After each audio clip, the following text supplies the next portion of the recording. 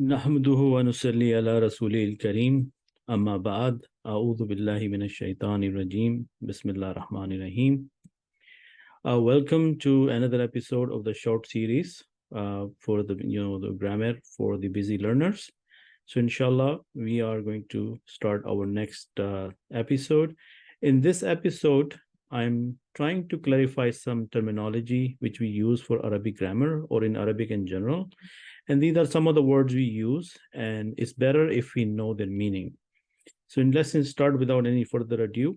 So when we say haraka, we are actually meaning that the three harakas we have in the Arabic language, the dhamma, the kasra, and the fatha.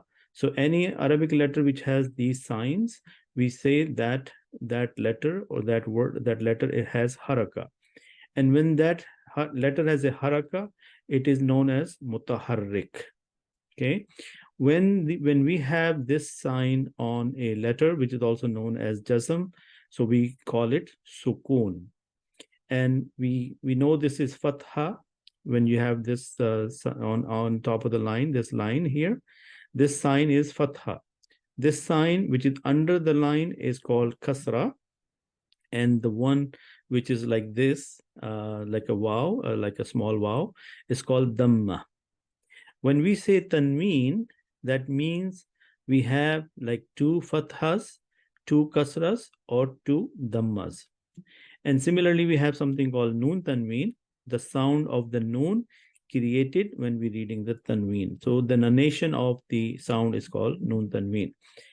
We know that in Arabic, we have three, or maftu here is a letter having a fatha. When you have a letter which has this fatha, that letter is known as maftu. Similarly, the letter which has the kasra is known as maksur. So over here, ta has a kasra, so ta is also known as maksur.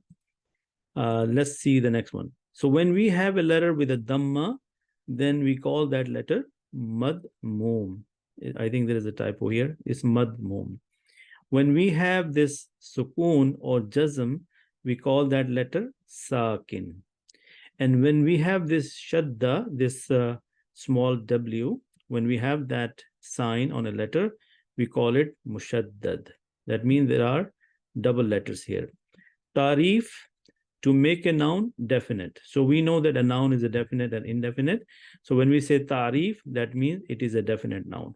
When we say tankir, to make a noun indefinite. And when it says lamut tarif, that means the al is attached to a noun. Mu'arrafun bil lam is also same thing, that the noun have al in front of it. When we say wahid, that denotes the number of the noun, which means singular. Tasniya is dual, meaning two, and jama is more than two, is called plural. When a noun is collectively known as a plural, for example, a qaum, we call it ismu jama.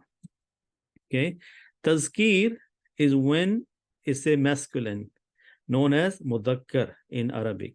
Tanif is feminine, also known as muannas. Haruf tahajji, those are the Arabic alphabets of the Arabic the letters. The Arabic letters or the alphabets are known as haruf tahajji. Haruf illa, we also call them weak letters, and they are three: alif, waw, and ya. Al haruf sahiha, those are the one which are beside the haruful illa. We know Hamza plays a big role in Arabic language. So we have one Hamza is that of the haruf tahajji. We have the Hamza, which looks like the ain, small ain. And then we have the Hamza, which is a haraka on the alif. Like if the alif has fatha, then it is this Hamza with an alif. This alif with the fatha is known as Hamza instead of alif. Similarly, alif with kasra is also known as Hamza. Alif with dhamma is also known as Hamza. Or an alif having jazm like this one, ra'sun, is also known as Hamza. Hamzatul wasl is a concept in Quran we use where we have the initial Hamza of a good word is not pronounced. when joined to the preceding words. Like warakul kitab. Over here, this al kitab or this alif is hamzatul wasl, but when we are reading from warakul, we don't pronounce the alif, and this is the hamzatul wasl here. Okay. Thank you for watching. I hope you like this video, and please provide me your feedback and comments so that I can improve the material. Also subscribe and hit the notification bell. And please don't forget to like the video. Inshallah, stay tuned. More episodes are coming. Subhanakallahumma wa bihamdika wa nashhadu la ilaha illa anta nastaghfiruka wa natubu ilayk.